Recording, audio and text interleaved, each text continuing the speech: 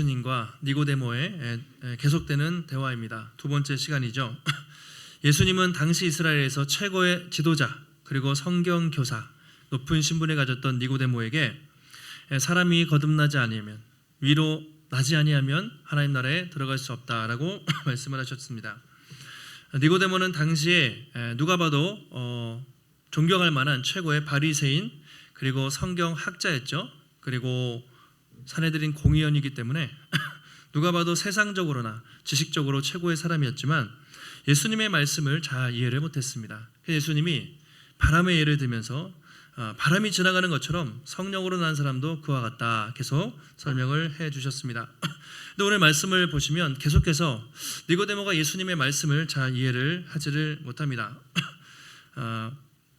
신국원이라는 청신대 교수님이 쓴 니고데모의 안경이라는 책이 있는데요.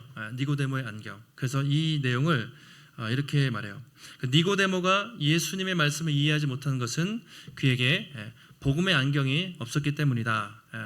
그에게는 최고의 지식과 학벌과 명예가 있었지만 그에게 필요한 것은 성경, 지식이 아니라 바로 성령으로 거듭나는 것이었다. 이렇게 이야기하는데요.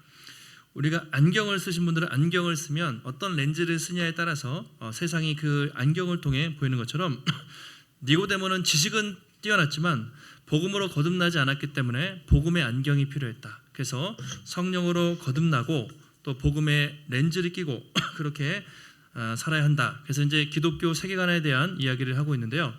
어쨌든 중요한 것은 사람의 그냥 겉모습이 아니라 복음으로 거듭나는 것이 중요하다라는 것을 말하고 있습니다.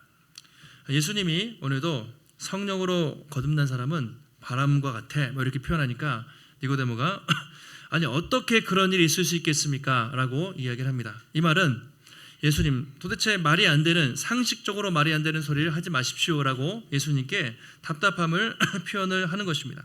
그래서 예수님도 이번에 이렇게 말씀하시죠.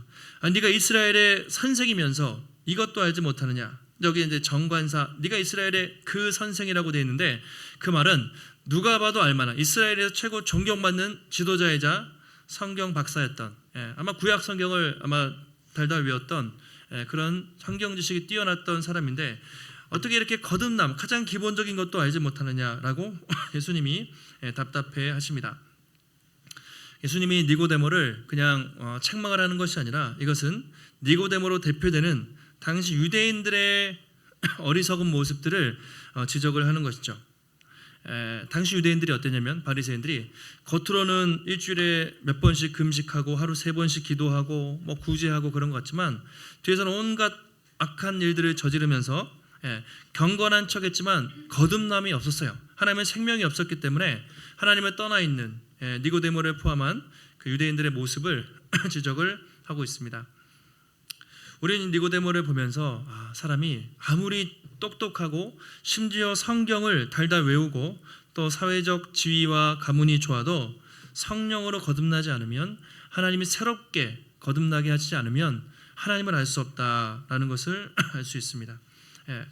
종교 개혁자들은 이것을 영적 어둠을 정적 부패다, 전적 타락이다 이렇게 표현했어요. 그러니까 인간이 아무리 똑똑해도 그 지식으로 하나님을 찾을 수 없어요. 왜냐하면 전적으로 타락하고 부패했기 때문에. 원래 사람은 어떤 존재였습니까? 처음 창조됐을 때는 하나님과 교제할 수 있는 그런 존재였어요. 그런데 아담과 하와가 선악과를 따먹고 타락하면서 하나님과 인간의 관계가 단절되고 그때부터 하나님을 아는 영적 지식이, 감각이 사라지게 된 거예요. 그러니까 자연인으로서는 하나님을 알 수가 없습니다. 그래서 존 칼빈이 이렇게 표현했죠. 성령으로 거듭나지 않으면 아무리 뛰어난 천재들이라고 해도 두더지보다 영적으로 시력이 어둡다. 두더지처럼 눈이 감아져 있어요. 아무리 세상에 뛰어난 천재들이라고 해도, 아무리 뛰어난 과학자, 수학자, 유명한 사람이라 해도 그 인간의 지식으로는 하나님을 알 방법이 없다. 어떻게 알 수 있습니까?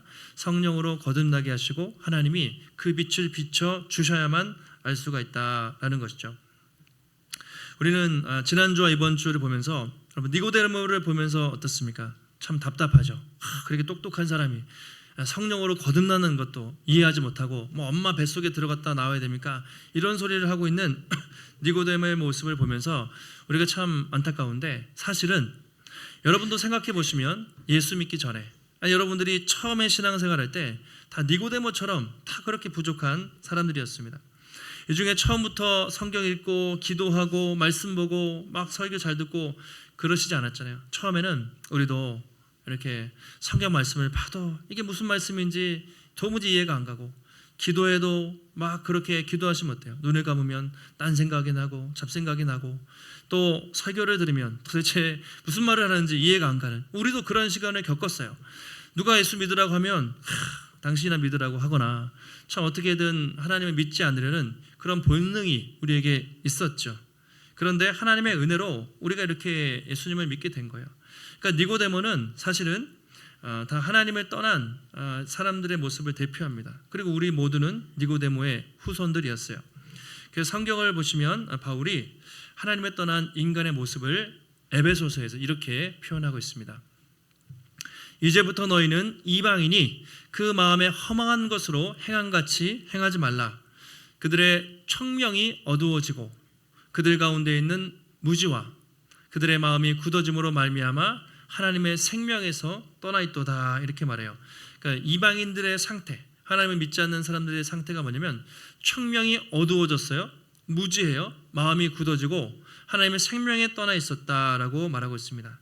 이게 하나님을 떠난 사람인데 과거에 우리가 그랬던 거예요. 여러분 생각해 보시면 우리가 처음부터 예수님 잘 믿고 처음부터 말씀 보고 깨닫고 처음부터 신앙생활 잘한 게 아니라 그때는 어땠습니까? 청명이 어두웠어요. 무지했어요. 하나님에 대해 관심이 없었어요. 마음이 굳어져 가지고 툭하면 하나님 원망하고 불평하고 그랬는데 이제 하나님의 은혜로 우리가 이렇게 구원을 받게 된 것이죠. 그러니까 모든 사람들은 마찬가지입니다. 자기 힘으로 아무리 똑똑해도 그 지식으로 내가 깨달아서 구원받은 사람은 없어요. 하나님께서 성령의 조명하심으로 우리의 마음의 문을 열어주시고 거듭나게 하시고 진리의 빛을 비춰주셔서 영적인 눈을 열어주셔서 우리가 하나님을 믿게 된 것이죠. 그래서 우리가 주변에 참 믿음 약한 사람들이나 겉으로는 되게 똑똑한데 하나님 믿지 않는 그런 사람들을 볼 때 우리가 판단하거나 그들을 무시할 것이 아니라 과거에 우리도 그랬어요. 그리고 저들도 하나님의 은혜가 필요한 사람들이구나. 우리가 겸손하게 그들을 품고 또 기도를 해야 하는 것이죠. 자, 14절부터 보시면 이제 본격적으로 사람이 어떻게 구원을 받는지 예수님이 설명을 해주십니다. 우리 14절 같이 한번 읽어보시겠습니다. 모세가 광야에서 뱀을 든 것 같이 인자도 들려야 하리니. 자, 모세가 광야에서 뱀을 든 것처럼 인자도 들려야 한다. 좀 뜬금이 없죠. 갑자기 구약 성경에 있는 그 말씀을 하십니다. 민수기 21장에 나오는 바로 여러분 아시는 불뱀 사건이에요. 이스라엘 백성들이 광야에서 막 돌고 돌다가 이제 가나안 땅 거의 접경이에요. 가까이 가려고 하는데 에돔 사람들이 막아가지고 또 뺑뺑이 치면서 이스라엘 백성들이 원망해요. 하나님 도대체 왜 그러시냐고, 이 만나 지겨워서 못 먹겠다고 막 원망을 할 때 하나님이 불뱀을 보내세요. 그러니까 엄청나게 독이 강한 뱀이었겠죠. 막 사람들이 물려서 막 죽기 시작하고 막 쓰러지기 시작하면서 이스라엘 진영이 난리가 났던 것이죠. 그때 사람들이 모세에게 제발 하나님께 기도해서 우리를 살려달라고 그렇게 부탁을 하죠. 그때 모세가 기도했을 때 하나님이 특이하게도 뭐 어떤 치료제를 개발하거나 뭐 백신을 주시거나 아니면 이렇게 하라가 아니라, 자, 놋뱀을 만들어라. 구리로 뱀을 만들어서 높은 장대에 매달고 그것을 보는 사람은 살 것이다, 이렇게 말씀을 하세요. 그 내용이 민수기 28장에 나와 있는데요. 8절에 여호와께서 모세에게 이르시되 불뱀을 만들어 장대 위에 매달아라. 물린 자마다 그것을 보면 살리라. 이게 중요해요. 그것을 쳐다보면 살리라. 기억하시고, 그 다음에 9절에도 모세가 놋뱀을 만들어 장대 위에 달았습니다. 뱀에게 물린 자가 놋뱀을 어떻게 해요? 쳐다본 즉 모두 살았다. 그렇게 말하고 있습니다. 놀랍게도 그들은 아무것도 하지 않았어요. 장대에 매달린 그 놋뱀을 보는 순간 그 독이 사라지고 그 독사의 불뱀의 독으로부터 치유가 된 것이죠. 그렇다면 왜 예수님이 갑자기 이 말씀을 하셨을까요? 광야에서 놋뱀을 든 사건과 오늘 예수님과 무슨 상관이 있을까? 요한복음에서 들려야 된다, 인자가 들려야 하리니, 들리다란 말이 상당히 중요해요. 영광을 받다 이런 뜻인데 들리다란 말이 두 가지로 사용이 됩니다. 첫 번째, 십자가에서 들리는 거예요. 즉 십자가에서 죽임을 당한다 이런 말입니다. 십자가에서 죽임을 당하는 사건. 또 한 가지는 그 다음에 어떻게 되죠? 부활하시고 하늘로 올라가시죠. 하늘로 들림을 받는 승천을 말합니다. 그래서 예수님이 십자가에서 죽으시고 하늘로 올라가실 것이다 라고 말하고 있습니다. 근데 이제 영어로 must, 반드시 뭐뭐 해야 한다라고 번역할 수 있는데, 반드시 하나님이 십자가에서 죽으시고 또 하늘로 올라가셔야만 한다라고 그렇게 예수님이 스스로 말씀을 하신 거예요. 이것은 인간을 죄와 사망 가운데 구원하기 위해서 반드시 자신이 십자가에서 죽으시고 승천하셔야만 하는 예수님의 사명을 그렇게 표현했다고 할 수 있습니다. 그러면서 15절에도 이는 그를 믿는 자마다 영생을 얻게 하려 하심이라. 왜 그럼 예수님이, 아직 이 단계에서는 제자들이 이해를 못했어요. 그런데 나중에 이해했지만 왜 예수님이 십자가에서 들리셔야만 하는가? 그를 믿는 자마다 누구든지 영생을 얻게 하려 하심이라. 그를 믿는 자, 그러니까 유대인을 포함한 유대인뿐만 아니라 이방인, 그리고 남자 여자, 종 자유자, 누구든지 그를 믿는 자는 차별 없이 영생을 주시기 위해서 그가 반드시 십자가에 매달리셔야만 한다라고 주님이 말씀을 하십니다. 자, 그래서 영생이라는 말이 중요하죠. 요한복음에서 영생이 중요한데 오늘 처음 나와요. 우리가 영생하면 보통 어떻게 생각하세요? 영원히 그냥 오래 사는 거, 영원히 길게 사는 거, 그걸 영생이라고 생각하시죠? 물론 그런 의미도 있어요. 그런데 영생은, 성경에서 말하는 영생은 그냥 단지 길게 영원히 사는 것만을 말하지 않습니다. 그럼 악인들도 지옥에서 영원히 살잖아요. 그럼 영생이라고 말할 수가 없겠죠? 그건 영벌이죠. 그럼 영생은 무엇인가? 예수 그리스도를 믿음으로 하나님과 새로운 관계가 회복되는 걸 영생이라고 말해요. 예수님을 믿고 성령으로 거듭나서 새로운 출생, 새롭게 태어나서 영원히 주님과 함께 거하는 삶을 영생이라고 말합니다. 그래서 영생은 우리가 죽어서 먼 미래 천국에서 언제가 영원히 살겠지 이것이 아니라 예수를 믿는 순간 우리가 거듭났죠. 그리고 이 땅에서 이미 우리 영생을 사는 거예요. 그래서 이미 우리에게는 영생이 시작되었다. 예수 그리스도 안에서 영생을 누리고 있다라고 그렇게 말할 수가 있습니다. 그러니까 얼마나 큰 은혜예요. 누구든지 그를 믿는 자마다 이 영생을 주신다. 자, 믿는다라는 게 무엇인가? 아까 불뱀 사건 다시 한번 기억해 보세요.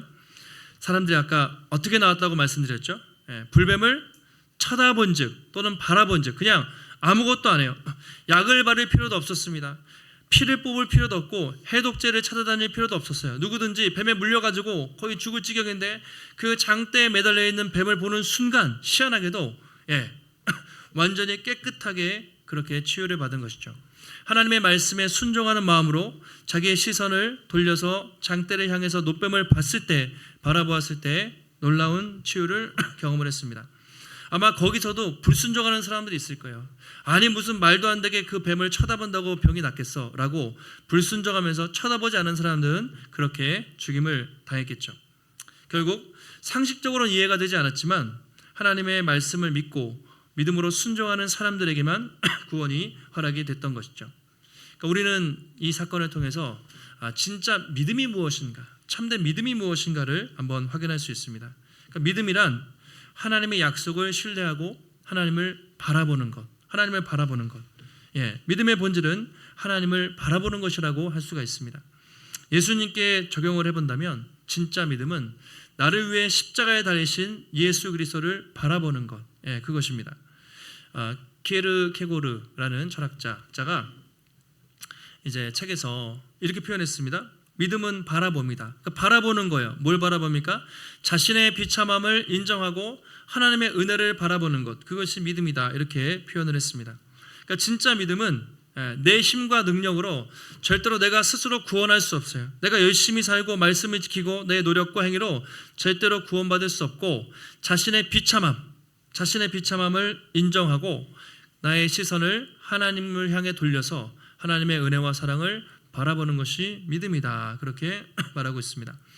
히브리서 12장에서도 11장의 믿음의 선배들에 대해서 나오죠. 그리고 12장에서도 믿음의 주요 온전케 하시는 이 예수를 뭐라고 되어 있죠?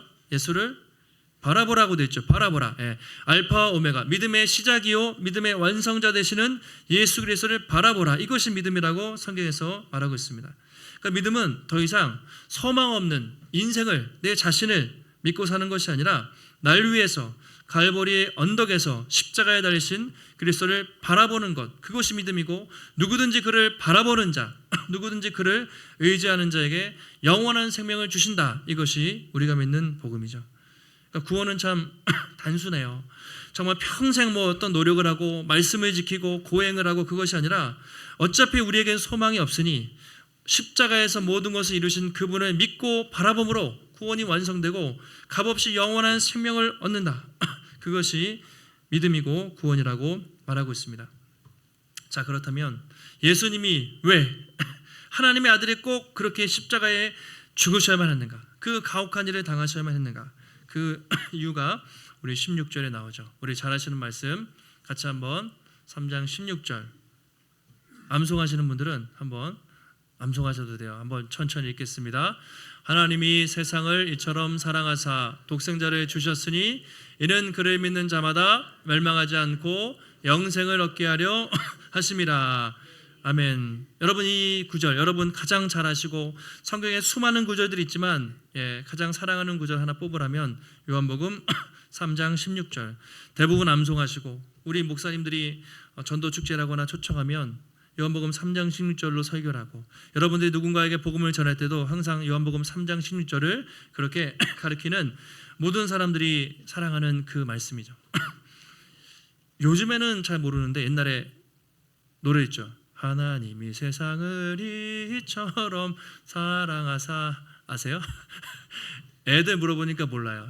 그래서 결론이 요한복음 3장 16절 하는데 어린이 찬송가에 있었어요. 제가 찾아보니까 지금은 뭐 그런 찬송가가 없는데 지난주에도 돈으로도 못 가요 하나님 나라, 참 명곡들이 많았는데 요즘엔 잘 잊혀져 있어요. 그런데 가장 복음의 핵심, 우리가 가지고 있는 모든 성경을 정말 하나로, 성경이 1200장이 돼요. 그리고 3만 1000개의 구절이 넘어요. 3만 개의 구절인데 엑기스로 뽑으라면 바로 요한복음 3장 16절을 우리가 뽑을 수 있을 것 같아요. 근데 그만큼 이것은 유명한 구절이지만 이 말씀만큼 우리가 잘 그 은혜를 깊이 깨닫지 못하고 또 살 때도 있는 것 같아요. 여러분, 주기도문 너무 익숙하면요 그 의미를 생각 안 해요. 그냥 주문처럼, 주기도문이 아니라 주문처럼 하늘에 계신 우리 아버지여 이름이 거룩히 여김을 받으시오고, 또 사도신경도 그냥 주문처럼 외울 수 있는데 요한복음 3장 16절도 우리가 잘 알지만 정말 이 말씀의 깊이를 우리가 얼마나 깊이 누리며 깨닫고 살고 있는가, 그런 생각을 해봤어요. 그래서 이 말씀을 준비하면서 이런 본문이 더 어려워요. 설교자한테는 이걸 어떻게 잘 설명할 수 있을까? 머리로 깨달아서 되는 게 아니거든요. 하나님이 이 말씀을 깨닫게 하시고 마음에 감동이 와야 돼요. 그래서 제가 참 많이 기도를 하면서 준비했어요. 하나님, 어떻게 설교자가 이 놀라운 구절을 인간의 언어로 표현할 수 있겠어요? 말로 표현할 수 없어요.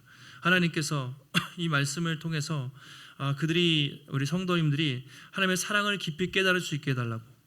바울이 뭐라고 했죠? 그 사랑의 넓이와 높이와 깊이와 길이를 깨닫고 지식에 넘치는 그리스도의 사랑을 깨달아 그 사랑에 뿌리박고 살도록. 그러니까 알아도 표현할 수 없는 그 사랑 하나님 깨닫게 해달라고. 자, 그런 마음으로 오늘 말씀을 준비했습니다.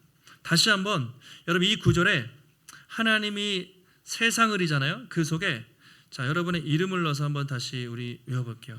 하나님이 세상을 사랑하셨지만 그 말은 다시 하나님이 여러분 한 사람을 사랑하신 것입니다. 그래서 하나님이 누구누구를 이처럼 사랑하사 독생자를 주셨으니, 자, 암송하시죠? 복음의 숲, 우리 성도님들은 수준이 되시니까 틀려도 상관없어요. 천천히 거기에 내 이름을 넣어서 같이 한번 다시 읽어보겠습니다.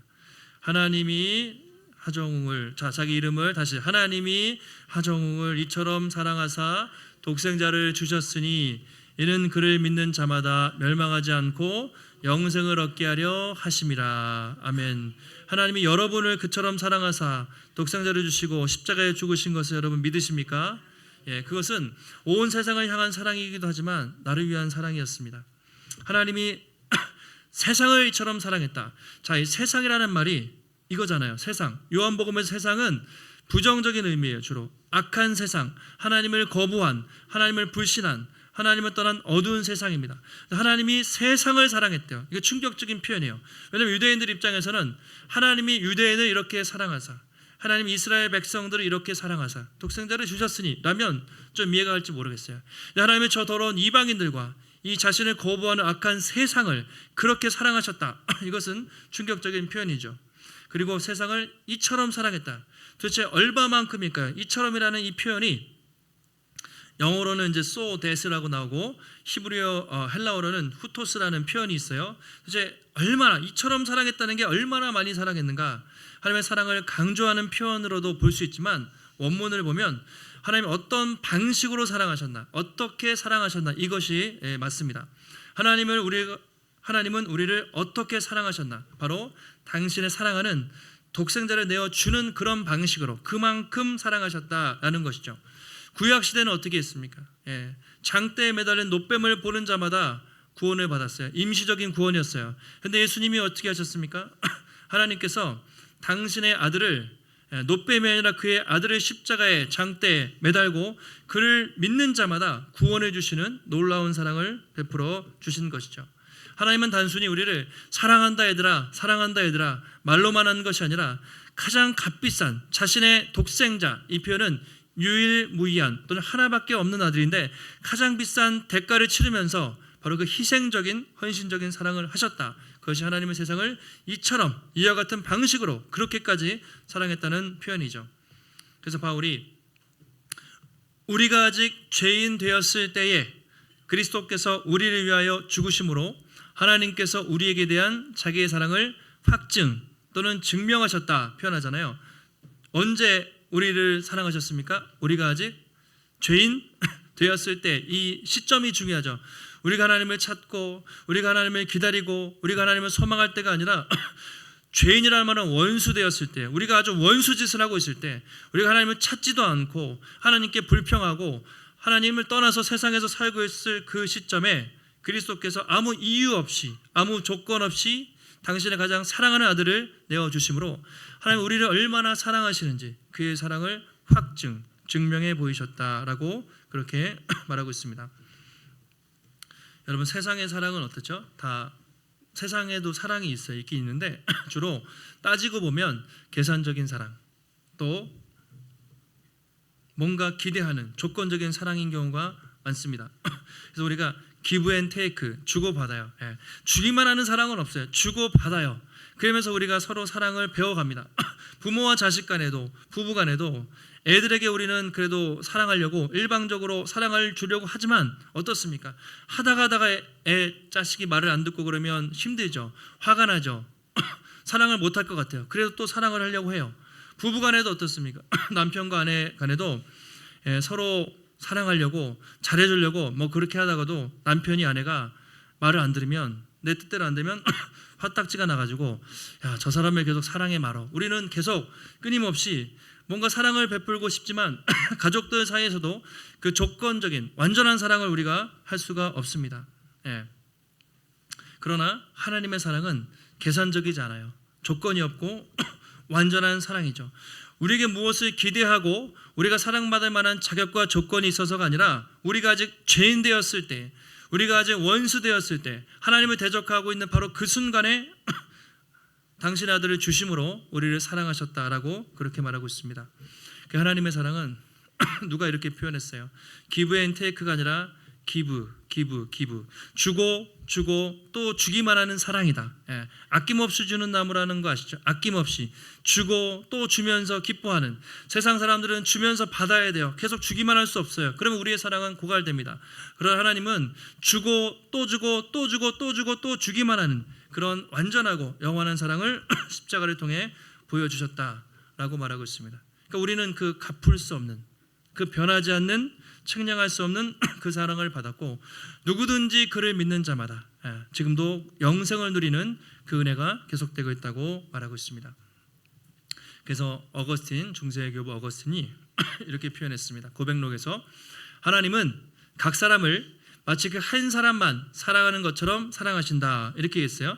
하나님은 우리를 사랑하실 때 한 사람, 하나님이 세상을 이처럼 사랑하사, 하나님은 온 세상을 사랑하시는 엄청 크고 넓으신 분이지만 마치 우리 한 사람을 사랑하는 것처럼, 만약에 세상에 여러분 한 명만 있었어요. 여러분 한 명만 있는데 예수님이 여러분 한 사람을 위해서 십자가에 죽으실 수 있을까요? 저는 기꺼이 그렇게 하셨다. 여러분 한 사람을 위해서, 한 사람을 위해서도 하나님은 아들을 주셨을 것이고 예수님은 기꺼이 죽으셨을 것이다. 그래서 하나님의 사랑은 큰 사랑이기도 하지만 우리 한 사람을 위한 그런 사랑이라고 또 말할 수 있습니다. C.S. 루이스 고통의 문제라는 책에서 또 이렇게 표현했습니다. 하나님의 사랑은 세상의 사랑과 다르다. 우리는 사랑받을 만한 존재가 되어야 사랑을 받는다고 생각하지만 그렇게 사랑을 주고받아요. 뭔가 사랑받을 만한 이유가 있거나 그래야 우리는 자식이니까 사랑하죠. 그죠? 남편이니까 아내니까 하지, 그것도 일방적인 게 아니에요. 그렇죠? 하나님은 우리를 있는 모습 그대로 사랑하신다라고 말하고 있습니다. 세상은 사랑받을 만한 뭔가 이쁘거나 자격 있거나 혈육이거나 뭐 그래야 우리는 사랑이 돼요. 아무도 모르고 아무도 관계없는 사람을 조건 없이 사랑하는 건 우리 힘으로 불가능해요. 근데 하나님은 인간 자체를, 당신의 형상에 담겨있는 인간, 있는 모습 그대로 그 존재 자체를 사랑하신다라고 말하고 있습니다. 그러니까 성경의 이야기는 뭐냐? 다 하나님의 사랑 이야기예요. 하나님이 일방적으로 우리 얼마나 사랑하시는지 우리 창세기부터 요한계시록까지 타락의 이야기이기도 하지만 그 타락한 인간을 일방적으로 사랑하시는 사랑의 이야기가 바로 성경입니다. 요한이 요한복음뿐만 아니라 요한 1서, 2서, 3서 그리고 요한계시록까지 썼잖아요.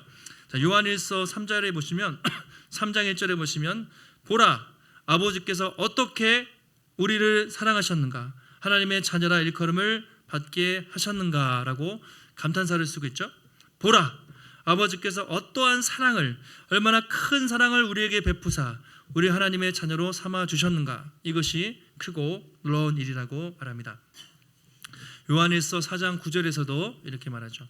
하나님의 사랑이 우리에게 이렇게 나타난 바 되었으니 하나님이 자기의 독생자를 세상에 보내심은 그로 말미암아 우리를 살리려 하심이라. 자, 요한복음 3장 16절과 비슷한 표현이죠. 그리고 10절 같이 한번 한 목소리로 읽겠습니다. 사랑은 여기 있으니 우리가 하나님을 사랑한 것이 아니요 하나님이 우리를 사랑하사 우리 죄를 속하기 위하여 화목제물로 그 아들을 보내셨습니다. 아멘. 사랑의 정의가 뭡니까? 사랑이 어디서부터 왔다고요? 여기 있으니 하나님으로부터 온 거죠. 우리가 하나님을 사랑한 것이 아니요 그가 먼저 우리를 사랑하사 우리 죄를 속하기 위하여, 우리가 아직 죄인 되었을 때 아들을 주심으로 얼마나 사랑하시는지를 십자가를 통해 보여주셨다고 말하고 있습니다. 여러분, 우리 모두는 이런 사랑을 받은 사람들입니다. 그리고 그의 사랑은 지금도 변함이 없습니다. 여러분, 우리가 살아가면서 때로는 인생이 참 어렵고 힘들 때 하나님의 사랑이 느껴지지 않을 때가 있어요. 하나님의 응답이 없는 것 같고 내가 버림받은 것 같은, 정말 광야에 선 것 같은 그런 느낌을 받을 때도 있지만 그때마다 우리는 어떻게 합니까? 바라보는 거죠. 누구를 바라봅니까? 십자가에 달리신, 갈보리 그 언덕에서 십자가를 흘리심으로 우리를 구원하신 예수 그리스도를 바라보면서 그의 사랑은 영원히 변함없고 그의 사랑은 지금도 함께 하시는구나. 우리의 감정에 근거한 것이 아니라 십자가를 바라보면서 그때마다 하나님의 사랑은 영원하고 나를 향한 그의 사랑은 또 변하지 않는구나. 우리가 용기와 위로를 얻을 수가 있습니다. 여러분, 지금도 우리 주변에 또 그렇게 하나님의 사랑에 갈급해서 살아가는 니고데모 같은 많은 사람들이 있습니다. 그들은 자신의 지식이라든가 좀 돈을 더 벌기 위해서라든가 사회적으로 좀 더 성공하기 위해서 최선을 다하지만 그들에게 정말 필요한 것은 바로 하나님의 사랑입니다. 모든 사람들은 사랑 결핍증에 있는 거예요. 세상에서 진짜 사랑을 경험하지 못해서 그것을 잡으면 행복할 것이라고 생각하지만 사실은 그 모두에게 하나님의 완전한 사랑이 필요한 것이죠. 지금도 누구든지 주 예수를 믿으라. 그리하면 너와 내 집이 구원을 받으리라. 그 말씀은 살아있습니다. 지금도 누구든지 주의 이름을 부르는 자는 구원을 받으리라. 너무나 쉬운 복음. 나를 내려놓고 그분을 바라보고 믿기만 하면 구원을 얻을 수 있는 이 예수 그리스도의 복음은 지금도 살아있습니다. 오늘도 이 진리의 말씀을 여러분 굳게 생각하시고 다시 한번 하나님의 사랑을 깊이 묵상하며 날마다 그 사랑에 감사하고 또 우리도 조금이라도 그 주님을 사랑할 수 있도록, 또 날마다 우리 주변에 니고데모와 같이 이 사랑이 없이 살아가는 진정한 복음과 영생이 필요한 사람들에게 예수 그리스도의 사랑과 완전한 이 사랑, 놀라운 구원의 복음을 또 증거하며 살아가시는 우리 귀한 성도님들이 되시기를 예수님의 이름으로 축원합니다. 하나님, 오늘도 우리에게 거룩한 주일 예배를 허락하시고 또 하나님의 귀한 말씀 깨닫게 하시니 감사합니다.